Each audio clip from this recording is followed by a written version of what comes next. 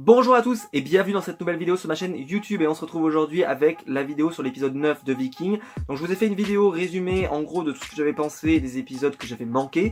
Donc cette vidéo est vraiment à la suite, donc je vous invite à aller la voir parce que je vais pas répéter ce que j'ai dit dans cette vidéo là. Là celle-ci elle est exclusivement préparée à l'épisode 9. Donc ce sera une vidéo un petit peu spéciale parce que je vais faire une vidéo sur un peu ce que j'ai pensé de l'épisode etc. Et les différentes intrigues qui sont développées. Et en même temps je vais vous faire une vidéo, enfin je vais vous faire une seconde partie de vidéo un peu plus théorie pour qu'on essaye d'élaborer un petit peu ce qu'on voit pour l'épisode 10, qu'est-ce qui va se passer, etc. Qui va mourir? On va essayer de faire, voilà, qui va mourir? C'est la question que je vais poser à la fin de la vidéo et vous aurez tous les commentaires pour y répondre à qui va mourir. Vous pouvez me poser plusieurs personnages si vous pensez qu'il y en a plusieurs qui vont mourir. En tout cas, nous on se retrouve tout de suite après le générique pour parler de l'épisode.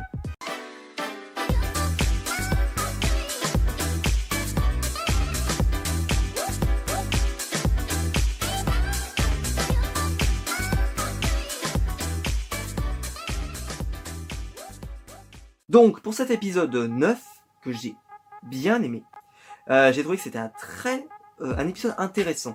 Voilà. Et ça, déjà, je trouve qu'il y a des choses qui sont développées dans cet épisode qui méritent, mais vraiment un truc de dingue. Par contre, il y a un élément, je suis obligé d'avoir toujours la même critique, c'est pourquoi aller aussi vite? Pourquoi faire ça aussi vite? Je ne comprends pas. Voilà. Donc, on va essayer d'aborder tout ça. Alors en gros, Ivar et Harald ont pris une défaite et ils pensent qu'ils vont pas s'en relever. Et là, Vivserk, qui enfin montre ses coronets, on pourrait dire, dit j'ai une idée. Alors que Ivar on a l'impression qu'il n'avait plus d'idée. Alors que pourtant le grand stratège de l'armée, le gars, le bonhomme, d'un seul coup, voilà, hop, c'est Vivserk qui trouve l'idée. Je vais aller voir Rollo et je vais lui demander de me donner des soldats parce qu'il m'avait promis que si jamais j'en avais besoin, il me donnerait une armée. Et il va chercher l'armée de Rollo. Alors moi je vous dis pas, j'étais comme un dingue, parce que je me suis dit il y a Rollo qui va arriver. Et puis au final, il n'y a pas Rollo. J'étais du genre, c'est-à-dire que j'ai fait, il y a le Père Noël, et puis, ah il n'y a pas le Père Noël. c'était très, voilà, j'étais content de voir l'armée et tout, j'ai trouvé ça très intéressant, puis voilà, ça a apporté de nouvelles choses, et puis ça a relancé l'intrigue, parce que maintenant, ils ont une petite armée encore plus puissante qu'avant, etc. Mais d'un côté, je me suis dit, putain, c'est quoi ce délire?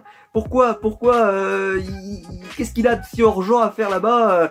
Vous pouviez pas le ramener, il reste 2 épisodes, franchement, il est peut-être pas aussi suffisamment occupé, vous pouvez pas venir 2 petits épisodes comme ça, allez, vous venez, vous le ramenez, et puis vous nous faites kiffer. Enfin bref, voilà, c'est juste ça qui m'avait fait tilter. Voilà, donc c'est plutôt intéressant. Donc après, Astrid, on sent, elle pense qu'elle n'a pas l'enfant d'Harald, et que c'est l'enfant du viol. Elle en est, je pense, assez convaincue. Donc à voir comment ça va être développé dans la série par la suite. Parce que est-ce que Harald va être mis au courant? Pour l'instant, il n'est pas au courant. Donc voilà, ça pose la question. Est-ce que dans l'épisode 10 il sera au courant? Moi j'ai envie de dire, je pense qu'il sera pas au courant. Pour la simple et bonne raison que je pense qu'il va mourir avant. Voilà, je pense qu'il va mourir avant. Mais voilà, ou alors c'est elle qui va mourir. J'en sous l'autre. On en parlera plus dans la vidéo théorie. Enfin, dans la partie théorie. Voilà, j'ai pas grand chose à dire là-dessus. J'ai trouvé ça intéressant. Ensuite, il y a Bjorn qui vient voir, pensant qu'il y aura Rollo, puis il n'y a pas Rollo. Et puis alors là, j'ai trouvé ça, la scène, elle est magique en termes d'écriture parce que Ivar tend un piège à Ubbe et fait sortir tous les hommes du genre mariage sanglant. Et là, j'ai fait, oh, putain, c'est du Game of Thrones! C'est du Game of Thrones! C'est, waouh! Et puis, non, pas du tout. Et puis là, Harald calme tout le monde et dit non, c'est pas comme ça qu'on fait chez nous. Et ce personnage, il devient de plus en plus intéressant. C'est pour ça que je me dis, ils ont tellement crédibilisé le personnage, tellement rendu attachant, intéressant, que c'est sûr qu'il va canner lui aussi. C'est comme Lagertha, quoi. Je veux dire, ils ont tellement développé les personnages qu'à un moment donné, je me dis, ah là, j'ai peur qu'ils y restent, quoi. Vraiment, c'est terrible pour les deux. Parce que Harald, mais là, il arrive et il fait un peu un honneur chevaleresque, enfin un honneur viking, où il arrive et il dit, non. On fait pas comme ça chez nous. Chez nous, on tue pas les gens comme ça de manière, voilà. Enfin, on fait pas comme ça. Alors bon, Ivar, il en a rien à foutre. Il avait tué son frère avec le coup de hache. Ça l'avait pas dérangé. Et ça avait dérangé plus ou moins personne. Donc lui, pour lui.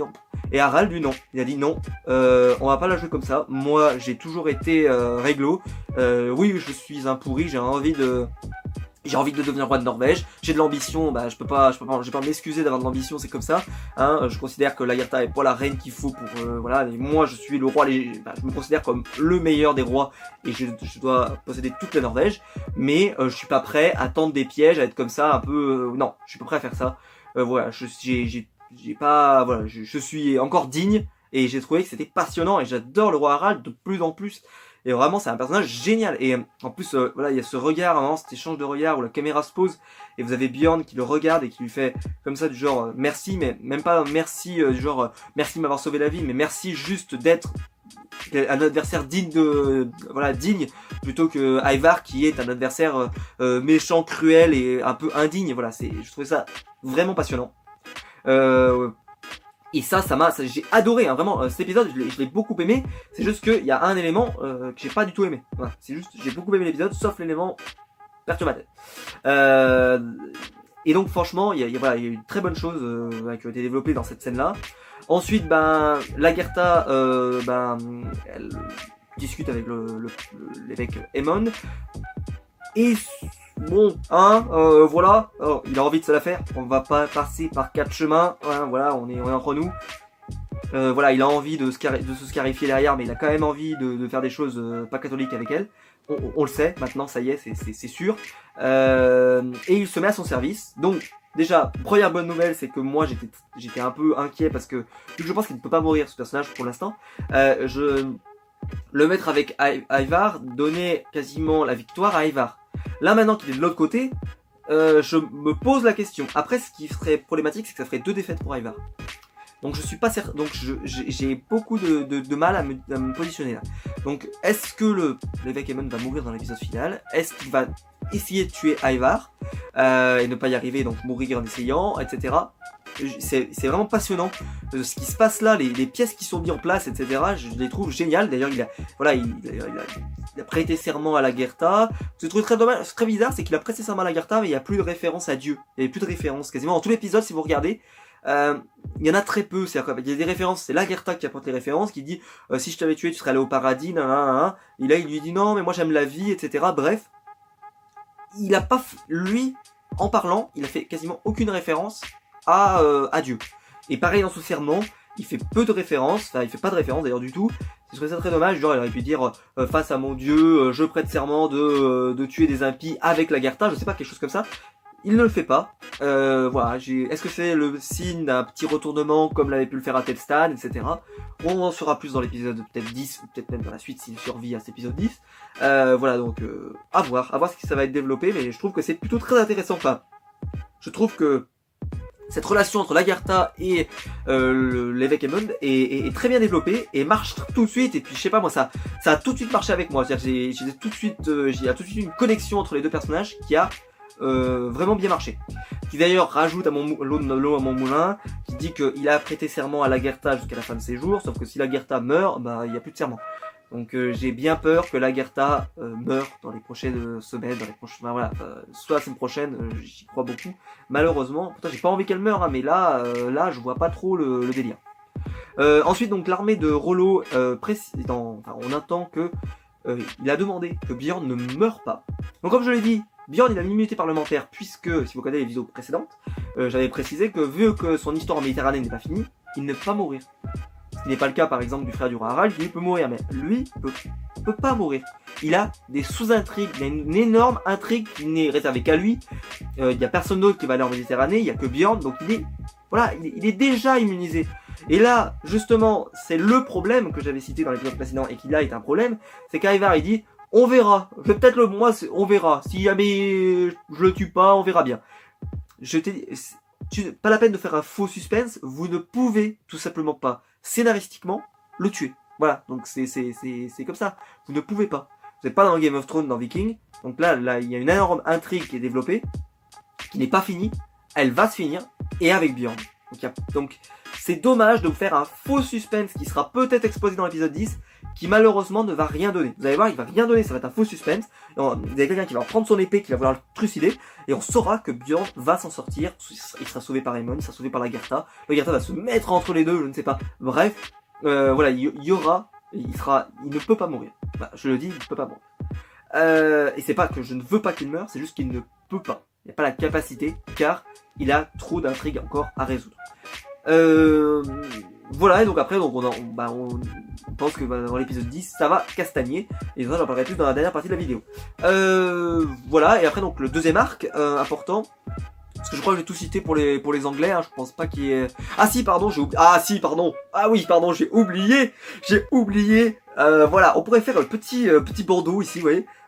On va faire l'instant Margaret. Alors l'instant Margaret, aujourd'hui, c'est... Je décide de faire la scène la plus what the fuck de toute la planète. C'est... Ube et... Torvi s'embrassent, et probablement couchent ensemble. Donc Torvi c'était l'ancienne femme de Bjorn. Et voilà, un peu les dieux, etc. Bref, on s'en fout. Margaret arrive à le savoir. Et là, elle lance des clean shots au gamin du genre. De toute façon, votre mère, vous la considérez comme décédée, morte, vous l'oubliez. Waouh, comme ça, mais genre aucune pitié. Le gamin, il est stone, il est comme ça, il fait c'est incroyable, j'avais jamais vu ça dans une série télé. Mais aucune pitié quoi, ce personnage, c'est simple, il est arrivé, il a mis un énorme coup de pied à la gueule du gamin, bam, et presque d'ailleurs, non mais j'en ai rien à foutre. Ah vraiment, c'était waouh. Mais comme je l'ai dit, l'écriture de ce personnage, mais voilà, elle est apparue combien de temps dans l'épisode? 2 minutes, 3 minutes. Mais c'est magique. Le personnage est le plus détesté depuis très longtemps dans Viking. Tout marche, tout fonctionne. Il y a pas, je veux dire, c'est comme si voilà, elle est basketteuse, elle met tous les paniers. Ah, dès que vous avez une scène avec elle, boum, détesté, boum, détesté. C'est magique, bravo à elle. Encore une superbe scène. Elle joue la salope très bien. C'est très très bien fait. Je veux dire, on ne peut plus. Mais moi j'aime les personnages comme ça. C'est comme ça. Je peux pas. Voilà, j'adorais Ramsay dans Game of Thrones, c'est comme ça, c'est les personnages qui sont maléfiques, qui sont mauvais à l'intérieur, mais ils sont passionnants à suivre parce que justement leur psychologie est intéressante. Et là, Margaret, mais c'est de l'or en barre, quoi, c'est de l'or en barre. Si vous aimez ce style de personnage, mais que demande le peuple, quoi. Enfin, vraiment, elle est fantastique. Bravo à elle, je l'adore. Voilà, vraiment, sans elle, je me dis, mais voilà, là, cette scène-là, mais elle est lancée comme ça, sans pitié. Bravo, quoi. Voilà, c'était la fin de l'instant Margaret. L'instant Margaret, j'espère que nous aurons un autre instant Margaret la semaine prochaine, parce que franchement, bravo quoi, c'était... Enfin, félicitations, la scène est encore magique. Voilà, donc cette partie de l'intrigue, elle est vraiment terminée. On passe maintenant à la partie avec Floki, qui, là, on commence à voir vraiment les les gros problèmes, c'est-à-dire que ceux qui étaient vraiment en colère par rapport à Floki et par rapport à la promesse et qui veulent construire un temple, etc. Il y en a, ils veulent le construire, d'autres qui ne veulent pas construire, ils veulent construire des maisons, etc. pour s'installer durablement. Il y a une vraie opposition, je l'ai trouvé passionnante, et ça se termine avec donc un des enfants un des jeunes qui meurt, tué par un autre. Et donc là, Floki est complètement dévasté. Je me demande ce qu'il va faire. Est-ce que Floki va prendre la décision, parce que Floki, il veut le trucider avec sa hache, il ne le fait pas, puis s'en va. Je ne sais pas ce qu'il va faire. Est-ce que il va, parce qu'il avait dit que les conflits ne devraient plus se régler comme ça justement de manière violente. Je ne vois pas comment il peut régler cette intrigue-là avec le gars là, avec sa famille et son fils. Il s'appelle le clébard, je crois comme ça. Enfin, je ne sais plus de son prénom, mais voilà, le clébard ou le chien. Voilà, c'est vrai que c'est très méprisant, hein, faut le reconnaître, mais j'ai trouvé que c'était passionnant, moi j'ai adoré. Voilà, et j'ai hâte de savoir ce que ça va, parce que voilà, Edge, le personnage qui est interprété par Edge, qui est le croyant dans cette histoire et qui est un peu le leader juste derrière Floki, vraiment est celui qu'on s'intéresse le plus. Encore des nouvelles scènes intéressantes où il développe et il essaie d'expliquer qu'ils sont pas en accord avec ce qu'il y a ici. Il a pas envie, voilà, il dit alors il met même en doute pourquoi ils peuvent pas retourner chez eux, au contraire qu'ils retournent chez eux, qu'ils nous foutent la paix, on n'est pas là pour voilà. J'ai trouvé que c'est passionnant, voilà. Et puis il y a une vraie relation de confiance qui s'établit entre lui et Floki qui est plutôt passionnante. Et de l'autre côté, il y a un vrai antagoniste qui marche fort et j'ai hâte de savoir ce que ça va développer. Parce qu'imaginez par exemple un coup de colère, il bute Floki quoi, ça pourrait arriver. Et il dit Floki nous avait menti, on retourne chez nous. Enfin, j'y crois pas du tout, mais c'est vrai que ça serait incroyable quoi. Donc j'ai hâte de savoir le dénouement, parce que pour l'instant, est-ce que Floki va vraiment prendre la décision de les punir et de les tuer, ou limite, je pense, le seul souci c'est que vu qu'il n'y a pas d'arbres, enfin en tout cas on n'a pas vraiment le sentiment qu'il y a des arbres, etc. Mais s'il y en avait, je suis sûr qu'ils construiraient un bateau et ils les renverraient chez eux. Mais il n'y a pas d'arbres. Et sauf que le problème c'est que si jamais ils construisent un bateau et ils leur donnent leur bateau, en fait ils pourront plus rentrer eux. Il n'y aura plus la possibilité de partir de l'île s'il arrive quelque chose, etc. Ou s'il y a besoin de retourner là à Kattegat. Donc voilà, c'est compliqué. Je sais pas encore comment ça va mais en tout cas, cette intrigue depuis le début, elle me passionne, et je saurais pas dire pourquoi, mais vraiment, je suis curieux. Comme Flo qui parle avec les dieux, etc., qui leur apporte des informations, il y a toute une mythologie avec les corbeaux, tout ça, c'est magnifique, les décors sont magnifiques, bref, franchement, j'adore ce qui se passe avec Floki. Donc j'ai hâte d'avoir le dénouement, parce que je pense que dans l'épisode 10, on aura un vrai dénouement, un truc fort. À voir ce que ça va être. Peut-être justement un sacrifice. On va sacrifier les 3 en tant que impie. Je sais pas, parce que il y a souvent cette définition de impie, mais là ils sont clairement impies, on pourrait dire dans l'idée, parce qu'ils ont fait tomber la statue de Thor. Donc il y a moyen que peut-être qu'ils soient punis sévèrement en les faisant brûler, etc. Donc voilà, je pense que ça peut être très intéressant. Et donc je termine avec l'intrigue qui m'a donc énervé. Qui m'a déçu, énervé, ce que vous voulez. C'est à l'intrigue en Angleterre où le roi Athelwulf meurt. Et alors là, j'ai été sur le cul avec une piqûre d'abeille, tout simplement. Waouh, j'étais, il y a eu une allergie, une piqûre d'abeille, et puis waouh, voilà. Je saurais pas quoi vous dire de mieux parce que j'étais comme ça devant ma télé, j'ai fait non. Puis en plus, c'est dingue comme c'est expédié, c'est-à-dire qu'il se fait piquer. La semaine d'après, il est dans son lit de mort, et la semaine d'après, il est mort. Waouh, ça a été expédié, incroyable. Dites-moi en commentaire ce que vous en avez pensé, mais moi j'ai trouvé que il méritait mieux comme fin quand même à Athelwulf. J'adorais Athelwulf, moi. Je sais pas, moi, il aurait mérité de mourir sur le champ de bataille, de mourir sur... Enfin, j'en sais rien, mais... Waouh, je trouve ça très bizarre. Après, d'ailleurs, donc, justement, donc, il y a cette scène où il est en train de mourir, il fait venir ses fils, donc d'abord, il prend son fils génétique, il lui dit qu'il l'aime, etc. Puis, il prend même Alfred, qui n'est pas son vrai fils, mais il le considère comme son fils, parce qu'il l'appelle son fils. Donc voilà, donc, j'ai trouvé que c'était bien. Puis là, la mère, elle est flippante, quoi, parce que derrière, elle arrive, elle dit, bah non, moi je veux pas que ce soit toi qui devienne le roi. Non, Egbert, il avait décidé que ça serait Alfred, et ça sera Alfred. Je l'aurais hyper mal pris, moi, et en plus, vous voyez, après, il y a longue vie au roi, quand il a fini par être choisi, parce qu'elle lui demande de renoncer au trône, et c'est ce qu'il fait. J'ai trouvé ça incroyable, quoi, il se laisse faire, alors que franchement, elle n'a pas le pouvoir de lui dire... de l'obliger à renoncer au trône, elle n'a pas le pouvoir. S'il avait envie de l'accepter, il l'accepte. Donc, il s'est vraiment laissé dominer, j'ai trouvé ça facilement, quoi. C'est-à-dire qu'il n'a pas vraiment protesté, et il proteste que quand c'est fait. Alors, c'est fait, il proteste. Alors qu'il avait la possibilité, quand il allait accepter, quand on lui pose la question, de dire oui, et s'il disait oui, bah là, elle pouvait rien faire, hein. C'était le roi, ça avait beau être sa mère, il était le roi. Donc, et en fait il proteste mais pas au bon moment, ce qui est très dommage. Bon après je suppose voilà, il a voulu respecter la volonté, bref voilà, il a voulu se mettre sa famille à dos. Mais voilà, et alors là, Alfred qui devient roi. Donc comme je l'avais dit dans la vidéo review précédente là, j'avais dit que Alfred je trouvais qu'il jouait pas très bien, là ça confirme, il est pas très charismatique, hein. C'est comme ça. Mais dans le fait qu'il devient roi, et que justement vous avez les quelques réflexions dans la salle où il dit il est trop frais, il est trop maigre, il est pas assez fort, c'est pas un guerrier, etc. Voilà, peut-être qu'aussi ça joue aussi, c'est que justement il n'a pas l'air un guerrier, mais qui se révélera être un grand stratège et un grand guerrier. Comme Ivar n'avait pas le profil pour être un grand guerrier et un grand stratège parce qu'il était handicapé, et au final ça en est un. Donc ça, voilà, il y aurait vraiment peut-être une opposition assez intéressante à proposer entre les deux, avec quelqu'un qui n'était pas destiné à devenir roi et qui n'était pas destiné à être à être un guerrier, etc. et qui va mener la guerre, et de l'autre côté non plus quelqu'un qui était un estropié, qui n'était pas destiné à mener la guerre, un religieux contre un fou, enfin voilà. C'était plutôt, je pense qu'il y a vraiment moyen de faire des choses intéressantes avec ça. Vivement la deuxième partie de saison, parce que je pense que ça sera développé seulement dans la suite.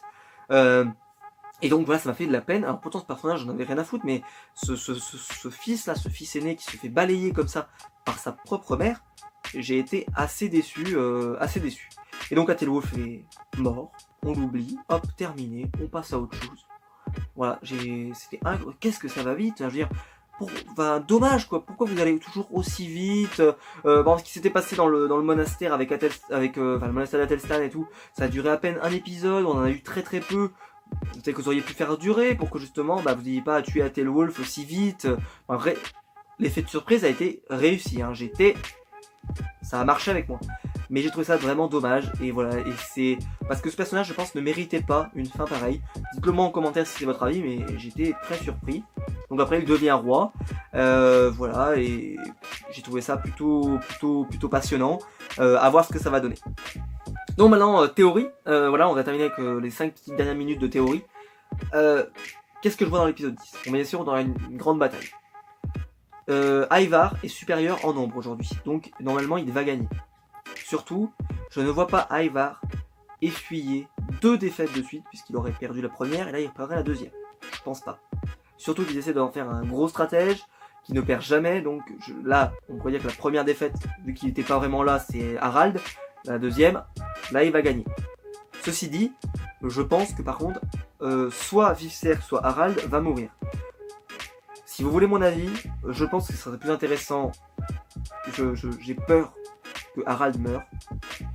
Mais je trouve que Vivserk n'apporte pas forcément toujours ce qu'il doit apporter. Mais il a un énorme potentiel. Puisque justement, il n'a pas encore été vraiment développé, etc. Il y a moyen que ça développe des choses intéressantes. Donc je serais plus tendance à dire que Harald va mourir.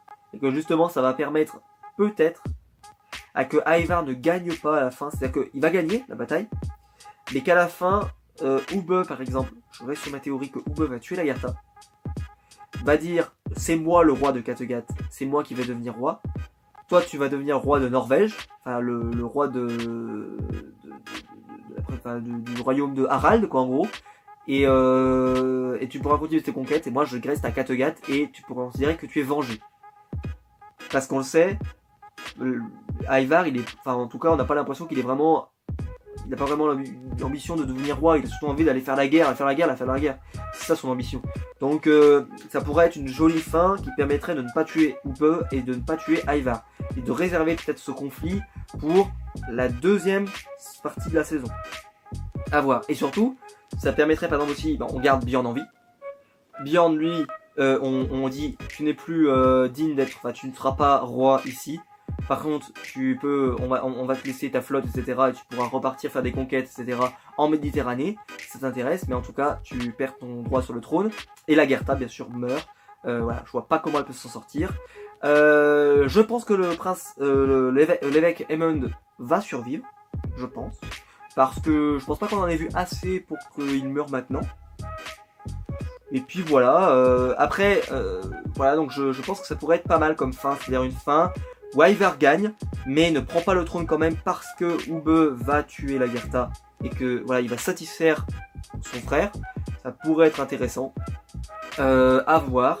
Pour la partie avec Floki, j'ai énormément de mal. J'ai énormément de mal à faire des théories parce que je pense, c'était que mon avis, que Lagertha, il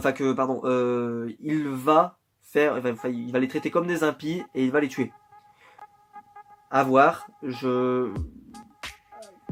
voilà, parce qu'il va pas se laisser décimer toute sa communauté, il a fait venir plein de gens, ou alors, alors là, ça serait vraiment ce serait un énorme cliffhanger, c'est qu'il arrive et il estime que, en fait, l'être humain n'est pas digne de cette île, et qu'ils repartent tous.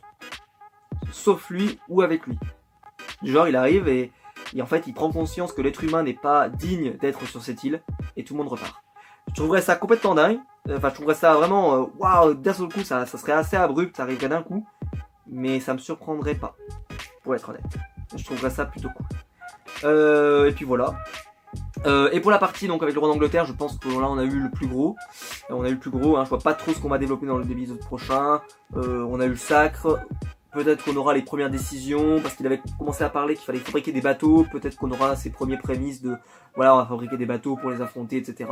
Pourquoi pas. Mais voilà, je pense pas qu'on aura beaucoup de choses sur ce peuple-là. On va plus insister sur les autres. Comme quand il y avait eu l'épisode 8 avec la grande bataille. Tout ce qui se passait en Angleterre avait été passé au second plan. Est-ce qu'on aura une impression de Rollo? J'y crois pas du tout. Je pense qu'on l'aura dans la deuxième partie de la saison, mais pas du tout dans cette partie-là. Je le vois pas du tout. S'il avait dû venir, il aurait dû venir là, parce qu'il y avait une énorme porte d'entrée et ils n'ont pas saisi cette opportunité scénaristique, donc il n'y a pas de raison qu'ils viennent là. Donc voilà. Donc à voir si j'aurai bon dans mes théories. Je vous ferai une review la semaine prochaine où j'essaierai. On essaiera de voir si j'avais raison ou pas. Si toutes les personnes que j'ai concernées, je dis voilà, vont mourir. Donc comme je l'ai dit, je pense que Lagertha va mourir et je pense que le roi Harald risque de mourir, risque fortement de mourir. À voir pour Ubbe, mais vu que j'ai un énorme plan sur Ubbe, j'estime qu'il ne peut pas mourir. Et donc voilà. N'hésitez pas à me dire en commentaire ce que vous avez pensé de l'épisode, vos théories pour la fin de la saison. Qu'est-ce que vous imaginez pour ce fameux épisode 10. Est-ce que vous attendez voilà l'énorme cliffhanger? Qu'est-ce que vous en attendez? Ça m'intéresse, donc je lirai tous vos commentaires, donc n'hésitez pas à en mettre. Et donc nous, on se retrouve très vite pour une prochaine vidéo sur ma chaîne YouTube. J'ai reçu plein de choses, j'ai plein de choses à vous montrer, puisque j'ai pas pu faire beaucoup de vidéos ces dernières semaines, donc voilà, ça s'est un peu accumulé, donc je suis très en retard. Donc je vais essayer de vous sortir des choses. La deuxième partie de la vidéo Silence des Anneaux est bientôt montée, donc je vais pouvoir vous la sortir. Donc ça aussi, ça va sortir très prochainement. En tout cas, nous, on se retrouve donc très vite. J'essaie de sortir voilà une vidéo par semaine, vous le savez. Voilà, ça n'a pas été le cas ces dernières semaines, mais là, on va reprendre un bon rythme. Donc vous inquiétez pas. Donc on se retrouve donc très vite. Et là, je pense qu'on va accélérer un peu le rythme parce que sinon, je vais jamais réussir à m'en sortir. Parce que j'ai envie de faire des vidéos. Voilà, ça y est, je suis de retour. J'ai envie de vous proposer plein de contenus, plein de choses. Donc n'hésitez pas à vous abonner aussi pour ne pas rater ces vidéos. N'hésitez pas à mettre un pouce bleu si la vidéo vous a plu et si vous avez aimé, si vous aimez mes vidéos sur Viking. Et on se retrouve donc nous très vite pour une prochaine vidéo sur ma chaîne YouTube. Ciao!